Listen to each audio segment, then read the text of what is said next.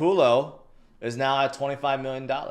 This morning, people are asking about random meme coins. Like, what do you think about this? What do you think about that? And I'm like, hey, guys, I know the founder. I know Moon Daddy. They're going to do big things. They're going to announce big things, right? And from this morning, from 14 million, now they're at 25 million.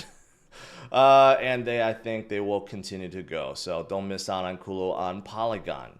XRP, what the hell happened to XRP? Up 20% today. XRP Army is proving that they are still strong. They have not left. But you have other players like Avalanche is up 20%. So I have something to say about that. And you got a lot of movers. Near Protocol up 17%. There's a lot of good movement today. Near is surging because their big push into AI. And there is going to be a big NVIDIA AI conference. And Near is going to be participating. Okay, so there's a lot of rumors how they may make some big partnership with NVIDIA. That's why they're being carried right now in the AI wave. Honestly, they've been underperforming this cycle, but this may help them get pushed up. So this week, when I show my DCA portfolio, we'll see how they do. But they are getting a momentum boost right now. They are introducing something called Near Tasks, which basically allow, I guess, people to rent their compute power away so that people can use it to train AI with and create new models and so forth, right? I think that's what they're trying to do. I don't know if that's exactly what they're trying to do, but there are a lot of people, a lot of projects, I should say, that's moving in this space, right? But right now they are getting this AI push.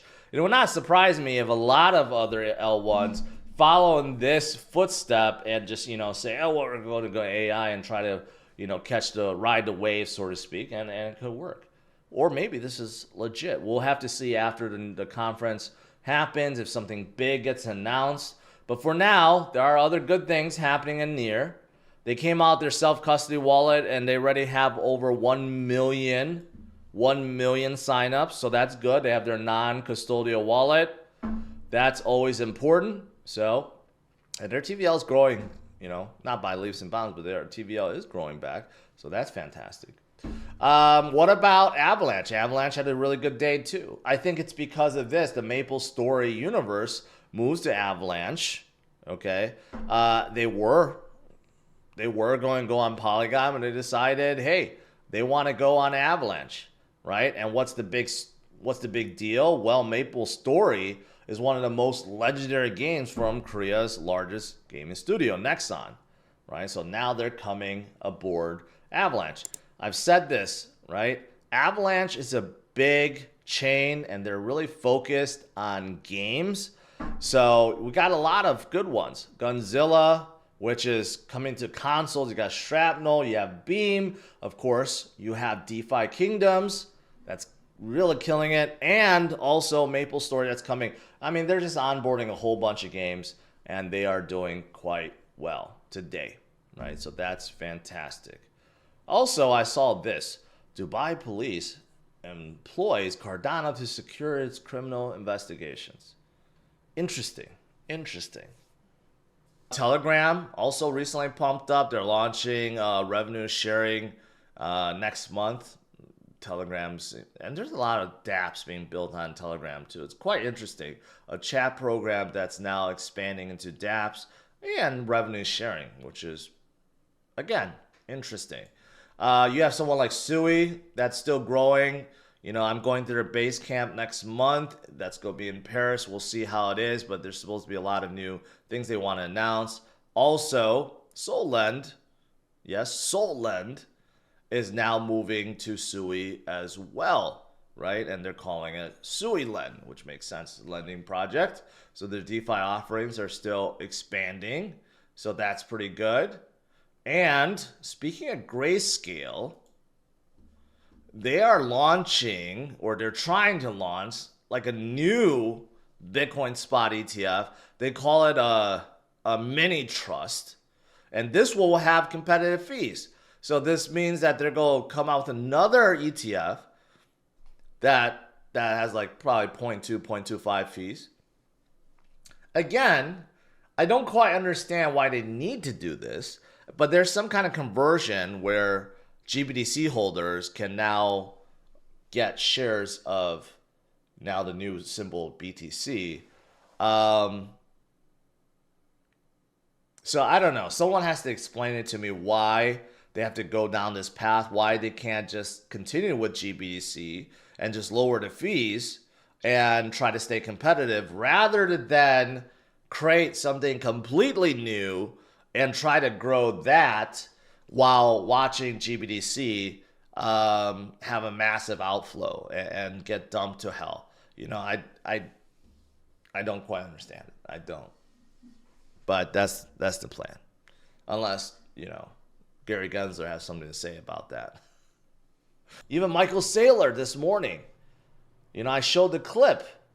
Michael Saylor. No, I actually didn't show a clip. I actually watched the clip after my stream. And it's one of the only times when he was smiling all the way through. Because he's made like $6 billion from his investments in Bitcoin. And he's all laughs at this point, right? He's basically Mr. Bitcoin on Wall Street. He's the darling, you know, because he took a big risk. Now he proved that that risk was worth it, and now everyone else is looking at Saylor and wondering what they did wrong. And in fact, he revealed that $800 million worth of convertible notes he sold, he already used it. He didn't wait at all. Over the weekend, he bought 12,000 Bitcoins. So now he has more than BlackRock again for a short time. Okay, now he has 205,000 Bitcoin and average price about 33,700. So he is not stopping, nor is BlackRock, nor is Fidelity or any of the other ETFs or any other company out there. They will be FOMOing in hard. This momentum is not going to stop. I warned you guys, don't let all these big boys take up all of your Bitcoin. Pretty soon, retail will be driven out because it's just too expensive unless the exchanges really change the way they sell sats. If Coinbase and others followed in this footsteps, I think it could bring retail FOMO back. Rather than sell people 0.00001 Bitcoin, sell them sats so that people could buy 100 sats or 1,000 sats or 10,000 sats for X amount of money. That would be great. Remember, people love whole numbers. People do not like to buy a little fraction of a whole Bitcoin. They want to feel like they own a lot of Bitcoin, right? So why not sell 10,000 sats instead, right? That would be awesome.